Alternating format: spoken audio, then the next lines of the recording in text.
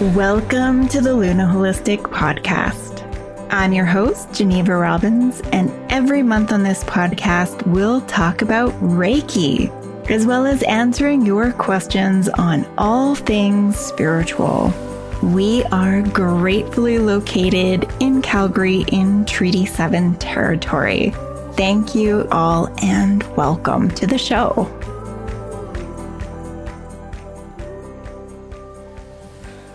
Hello and welcome to the Luna Holistic Podcast. My name's Geneva Robbins, and today I have Raven Healy with me. Say hi, Raven. Hi, everybody.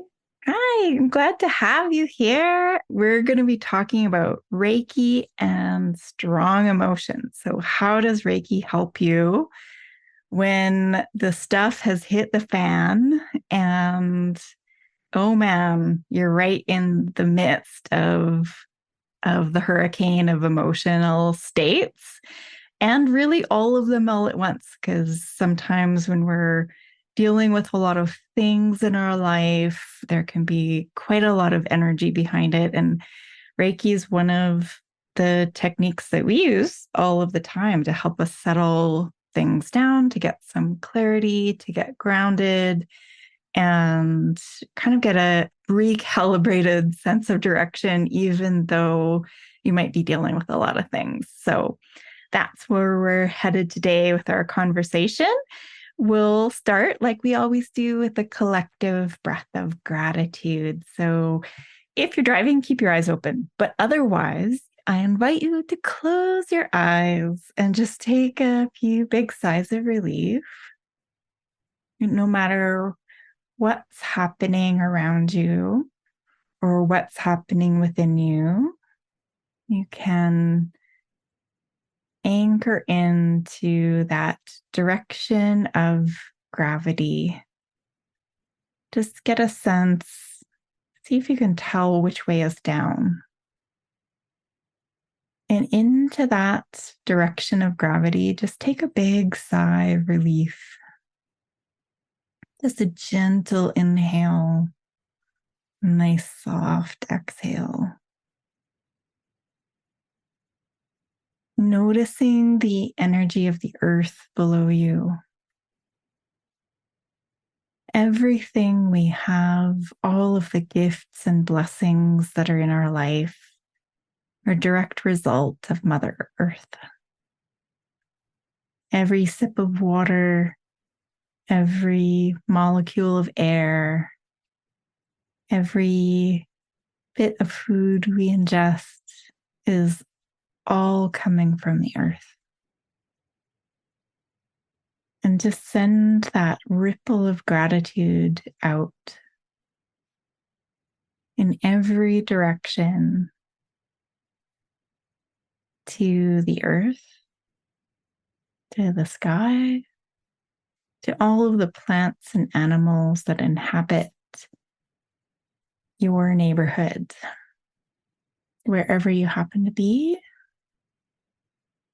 Sending a deep reverence to all of the Indigenous peoples all over the world. And noticing all of that harmonious interconnection of nature. And when you send out this beam of gratitude, you receive back a beam of gratitude from that source energy.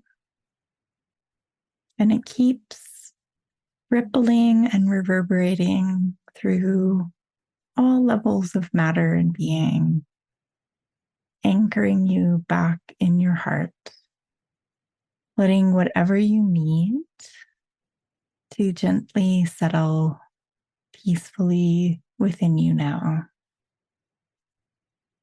Wonderful. When you're ready, you can gently open your eyes.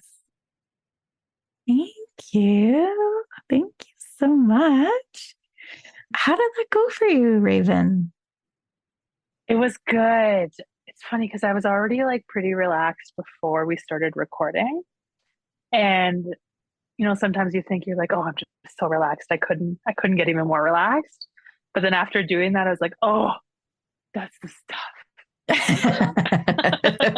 Right. stuff. I just feel so fantastic. Oh, good. I love Yeah. it. I love it. Yeah. That's basically it. This is a little sum up capsule of what Reiki does for you. Because that practice or process of grounding is the first step. When we're learning Reiki, we start with grounding. And then there are some other sort of breathing practices of how we move the energy through our body. And that's sort of the core of level one, which you're going to be starting to teach come the new year. Yes, I'm super excited. It's going to be a really amazing journey, however it unfolds. I'm really excited to start teaching for the first time. And I'm really excited to meet the people who will be partaking. And I'm excited for them to start their journeys because I know mine was so life changing. And I just hope that I can provide that space for somebody else to have a life changing event as well. Yeah. Yeah. One of the things as a teacher that's so fascinating is that level one, which is the self healing level, is so profound because the way we teach here is we go through each of the chakras and the aura. So the class is taught over a course of 8 weeks. And every week you're kind of delving into like 3 hours of sitting together as a group, either in person in our Calgary space or online, sort of virtually, and just really connecting with a group of amazing people, but also getting practice with these skills and really integrating them into your self care practice. And, the goal of the class is that when the class is over, people walk away with a self healing practice and a meditation practice. So even people who have had trouble learning how to meditate before, they've got a busy mind and all of that, I find Reiki level one really helps people like anchor in.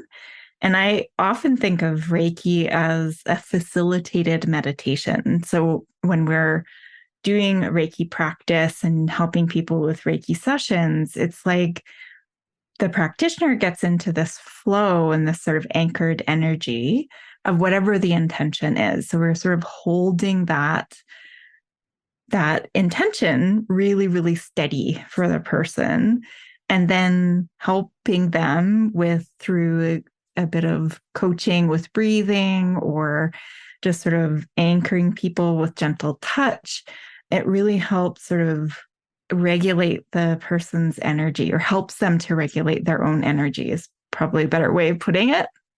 And because we've practiced sort of holding that steady focus, so we basically hold a laser beam like focus on your intention the whole time we're doing the Reiki session, just visualizing that well being and then paying attention with compassion where the person is, but at the same time holding this steady peaceful vibration or calm energy, whatever that person wants to sort of saturate in. And then, you basically, we can use the feedback of our hands to like kind of guide people to that restful state, which I think is really the power of it when people are in a bit of emotional turmoil and a bit of a tailspin, is that you have somebody to help you kind of navigate that energy, clear off any energies that don't belong to you. So anything you've absorbed from other people that isn't your emotion. Sometimes people are really, really sensitive and they just absorb all of everyone's bad days. And so it's clearing that off so you can get a true read on what you're dealing with and what you're actually feeling about the situation, which might be very different from what other people are feeling. So that for me is where Reiki really shines in helping people literally catch their breath. So how about for you? Like, what do you find for your own practice? when you're in a state or helping other people kind of come out of that, the grips of whatever they happen to be in. Yeah, I find Reiki just really helps, like for me personally, bring me back to myself. And it has helped me in the past, like pull me out of that mindset when I'm overthinking or my mind has run away with me, where I feel like I am stuck in that fight or flight. And I just feel like my insides are just chaos. It's Reiki's been able to help ground me back and move some of those energies out. And then with assisting with other people, I find setting that attention and holding that different vibration for them that maybe A, they're not able to vibrate for themselves at that certain point in time, or B, they've never experienced, say, like a feeling of calmness or peace in their body because they've been living so long in survival and in trauma. Their body doesn't know how to produce that feeling of calmness. So being able to hold that for somebody is very powerful. Mm-hmm. Yeah, I often feel like I'm just holding the energy steady. And then the person is like kind of breathing their way into harmony with it. And every breath, Yes. and I'll often use a cue of like every breath, let go of what you don't need. And then every inhale, like breathe in the courage, breathe in the strength, breathe in the peace until you're just, inhaling kindness and exhaling kindness. And it's just a flow and there's a sort of clarity. And yeah, it's definitely been a huge thing for me in my life. I'm very, very sensitive to the energy around me as well. So most of my early life, I would just feel bad or I'd feel sad or, and I just wouldn't know why. Like I actually had no idea. And it took me going down a spiritual path and learning Reiki to realize, like, oh, I think I was just picking up on the energy in my dorm room, right? Like I was like living in res and I was just like, oh, I feel everybody's midterm angst and I just feel like I just want to cry all of the time, but I don't have a thought that's connected to like when I think of like, am I sad about that? No, I'm not sad about that. Am I sad about this? No, I'm not sad about that. Actually, everything's going really well. I just feel so sad. And then once I realized that I was actually feeling empathically and energetically everybody else's feeling, or like I was in the soup, but I had no filter between my energy and their energy. I had no way of, even if I did know that it wasn't my feeling, I had no mechanism to clear the Mm-hmm. energies that weren't mine and send it to sort of, let it go to the earth or let it go up to the divine. And learning Reiki was like a game changer for me because all of a sudden I could be clear and I could just really notice the different energetic tones between me and other people.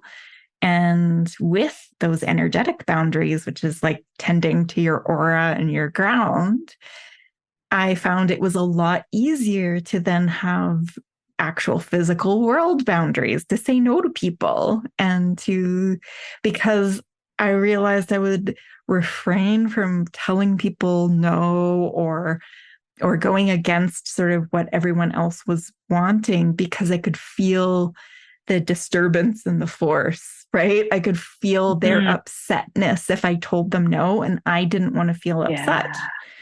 And so I was like over regulating other people instead of regulating myself and letting other people just find their own way.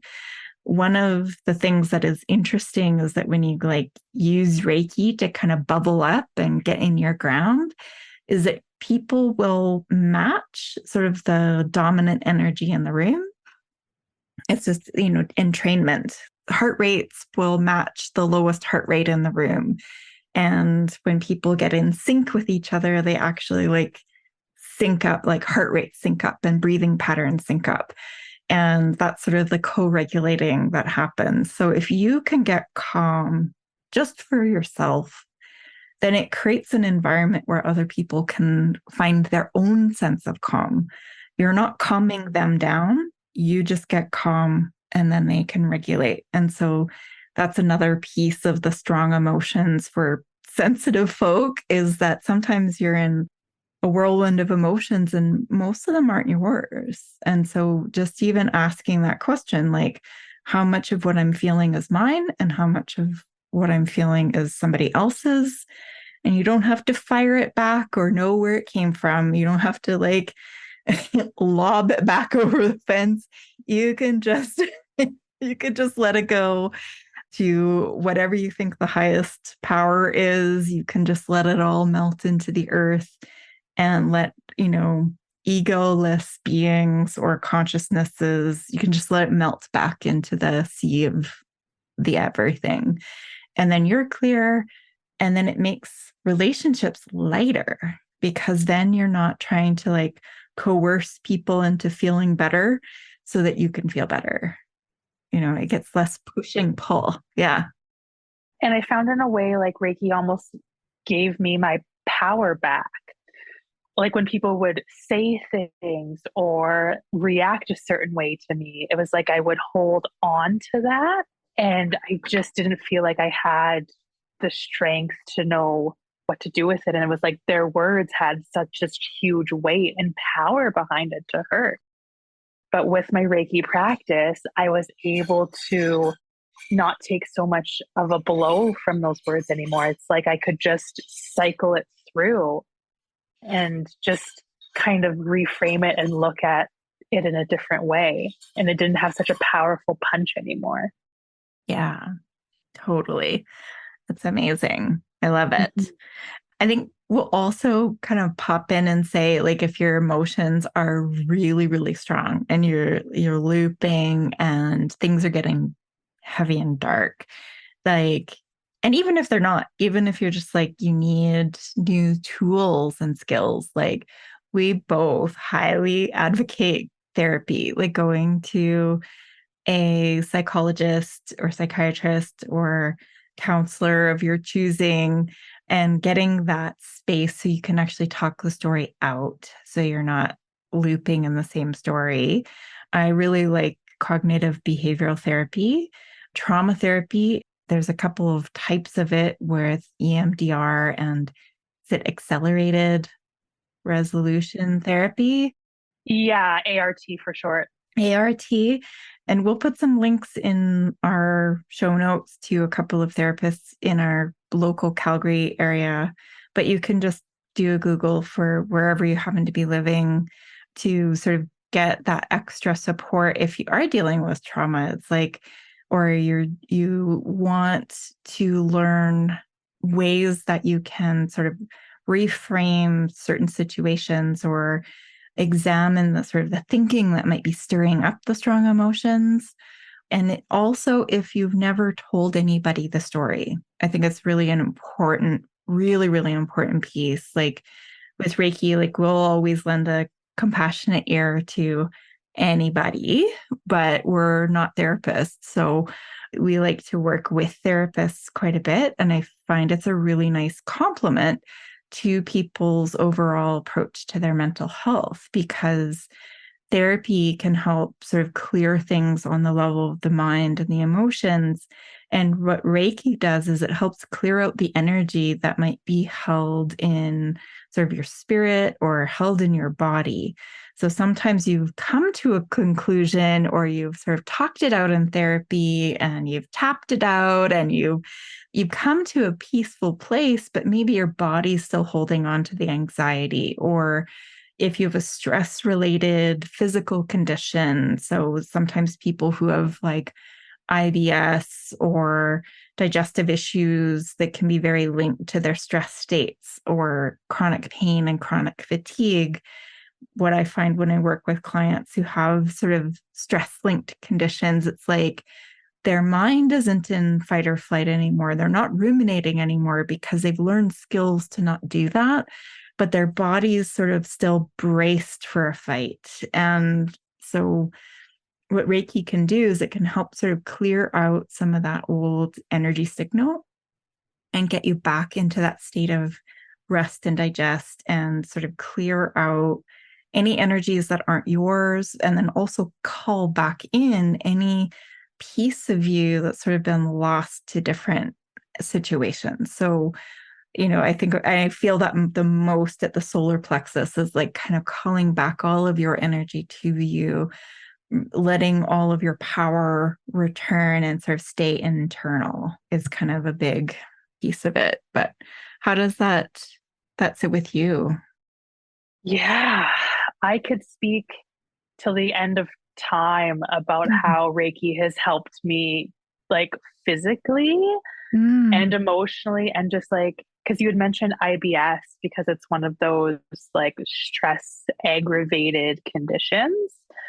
And my IBS was bad for years. Like, I couldn't even have certain foods touching without being thrown into an episode. And now, after going through my healing journey and really working on myself, like, I have next to no problems. Like, I have very rarely do I have flare ups. I can eat cheese for the first time in my life. So it's, yeah, anybody who's willing to listen, I'll talk about it. But I'm a huge advocate for how much this work really can do on all levels for us. That's amazing because cheese is delicious. Yeah, it really is. I really like it. I missed it. That's nothing short of a miracle, really. Yeah, Because it really. can be Yeah. really, some of those conditions, like they're no joke. It disrupts your life. It can create lots of anxiety, which creates more issues, and then also just like your overall energy level can really take a dip. And so sometimes it's that, it's like sometimes you do have to like change your diet and change it forever, and that's okay. And Reiki, I find, yeah, it's helped me in a lot of ways with a lot of things. Like for me, it was asthma. Like I just couldn't breathe. And for the longest time, I was like, I'm just always way more allergic to my family's animals than my friends' animals. It was like, that's not, that's actually not a thing. And I realized it was just having a clear aura and a clear energy around me, figuring out whose emotion is it. So I would just absorb emotions and they would go right into my lungs and then I wouldn't be able to breathe, you know? And so figuring out that has been a very long process. It was not overnight, but in the course of learning Reiki and practicing it and then going on to teach it, and many, many, many, many healing sessions around this, I can now hang out with a dog all night. Yay. I And still they're take, great. they are, and I can cuddle a cat. And that is a huge shift of quality of life. And it was really linked to sort of like separating out like my emotions from other people's emotions. That was the biggest takeaway for me with Reiki is it helps me understand what energy is my energy and what energy is the energy of the room, and then to not take responsibility for other people's energy. I think that's a big word right there, taking the responsibility for other people's energies. Oh, yeah. Because sometimes we can be in cultural systems and family systems where we're actually taught that if we're not crying when the other person's crying, then we're not caring. Or if you're not mad about the same things I'm mad about, then, you're in trouble. And I will make you mad, And I think that kind of dovetails into the some of the resources that we were talking about. You were talking about the 4 agreements as a Mm-hmm. resource, which I think is a really good one about separating out what's your work versus what other people's work are. Do you want to like speak to that of kind of what the 4 agreements are? And If I can remember what they you are. don't have to remember all of them. We'll put it in the show notes. But how did it impact you? How did that book impact you? I think the biggest one, the main one that I can remember, is to not take things personally. To know that, like, people are working through their own stuff, and that stuff might spill onto you, but it really has nothing to do with you at the end of the day. It's about them. And they're just, whether it's their anger or their fear or their sadness, might just kind of carry over onto you. But it's like we've been saying already, to know that the difference between your emotions and feelings and their emotions and feelings, and not to take that on, and being able to move it through, I think is was the biggest one for me and my biggest takeaway from that book. Mm-hmm. Yeah, it's huge. Yeah. And then there's another one which is always do your best. And that knowing that your best is always going to fluctuate depending on, Yeah. where you are. And then I think there's something about, being impeccable with your words. So not Mm. fibbing. So Yeah. instead of like saying, oh, I can't, I'm so sick, I cannot, you don't say that. And from a Reiki perspective, there's real reasons why you don't say you're sick to get out of things, or you're not feeling well to get out of things, because your body's listening. And so sometimes you can tank your emotional and physical well-being by the words you say, because your words are powerful, which is kind of one of our main resources is You Can Heal Your Life by Louise Hay, where she basically talks about the power of our words and our internal dialogue,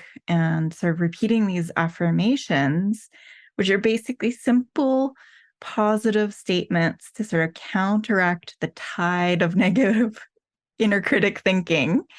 And that you practice these positive statements enough until they've got a lot of momentum behind them, because we're more geared towards that positivity. There is such a thing as a positivity bias, because the universe itself is in a positive loop. And even just 10 positive repetitions of affirmations a day can start shifting your mindset and directly countering the negativity. And affirmations have been really, really powerful for me in my healing work as well. And it's not that you're denying that you have a feeling. That's the most important thing. It's shifting things to a gentler perspective, creating a more loving atmosphere. And I think remembering to stick with it, right? Because Mm. affirmations, especially when you're first starting on your journey, saying these positive things sometimes to yourself can seem so alien and Mm-hmm. like discombobulated in your system, right? It's like your body's like, oh no, I don't like that. Yeah. Right? So just knowing to like stick with it. And I think you also have some tools to help with that as well, right? The affirmation ladder. Yes.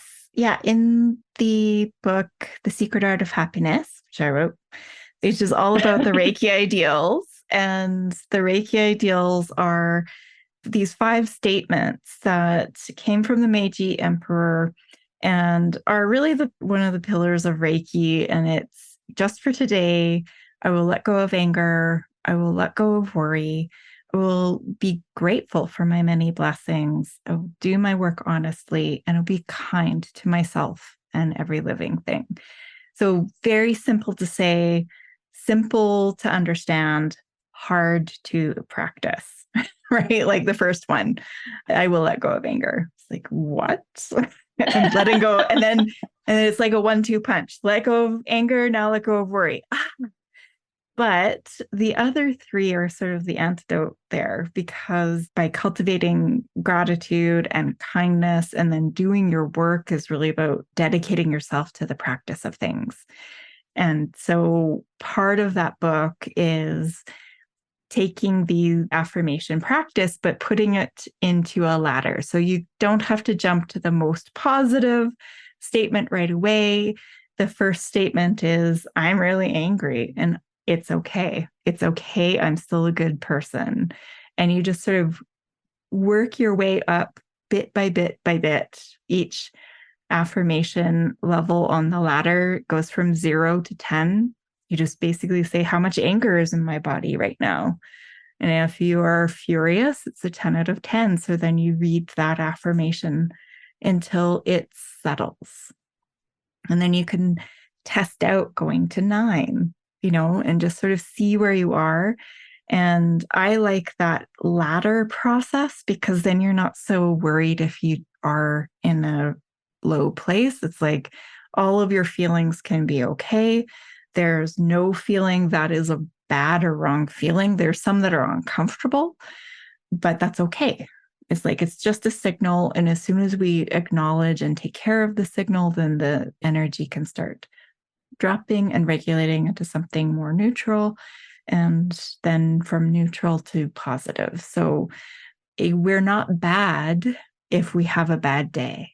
And that's the biggest thing, is like we're just having a feeling, and the feeling is telling us something.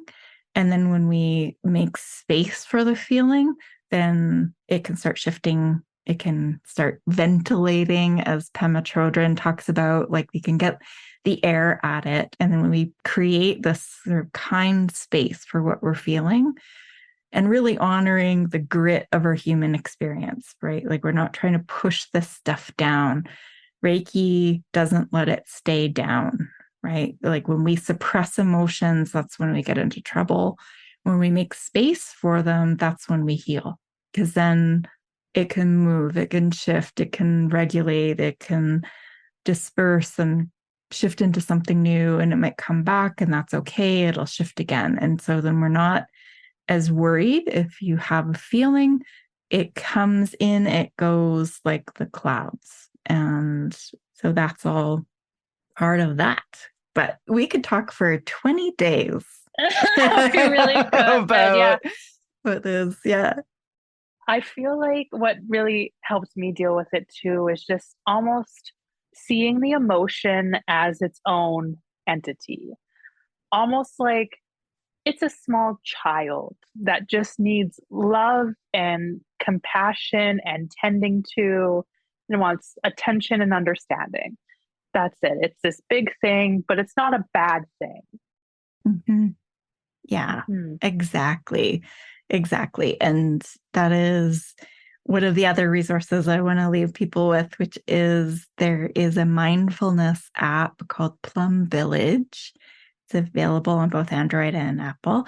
And it is the recorded teachings and meditations from Thich Nhat Hanh, who's the Vietnamese Buddhist monk who's recently passed away. He lived to 95. Amazing, amazing being. And it's such an amazing resource to have somebody who's really put mindfulness and presence and taking care of your emotions to the test, because he escaped the Vietnamese War and was living in France. And so had lots of conditions for lots of strong emotions, but used these tools, put them really to the test. I like to go to those sort of resources quite a bit. It's very soothing to one's nervous system to listen to him speak. So, and it's so amazing that they have so much of that material recorded. So I highly recommend Plum Village app. And yeah, we'll pause there, but thank you so much for joining me today, Raven. It's been illuminating. Yeah, thank you for having me. It's always a pleasure.